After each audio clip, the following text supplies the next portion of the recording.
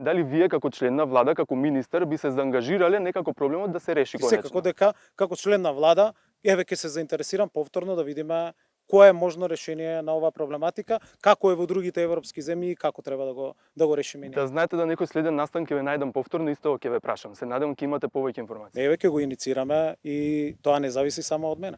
Ние најмалку имаме тука придонес заради тоа што не е тематика која што ја регулираат наши закони. Меѓутоа, исто како и вие, исто така и јас и било кој друг, сите заедно треба да се поангажираме и да се најде соодветното решение и да најдеме начин како и тоа кај нас да биде регулирано, зависно од тоа како е регулирано и во останатите европски земји. Колегите од 360 степени имаат правена серија на прилози посветени околу проблематиката со никотинските кесички.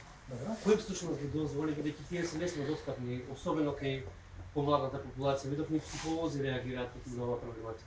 Јас може да кажам, бидејќи ветив на новинарот од 360 степени дека ќе имаме одговор, односно ќе имаме следни чекори, и точно како некој кој што е млад во политиката и во владата, на моја иницијатива направивме информација која што е во владина постапка. Со таа информација се задолжуваат Министерството за здравство да ги направи сите анализи за безбедноста и сигурноста на сите овие никотински кесички, и со таа информација се формира работна група на Министерството за здравство, Министерството за земјоделие, царина и останатите институции кои што треба владата да информира дали треба да се промени законот за тутун или дали треба да се и на кој начин да регулира ова прашање. Мојата иницијатива, моето ветување е направено. Оно што може да го кажам дека во мај 2023 година за прв пат Министерството за земјоделие од Министерството за економија е контактирано за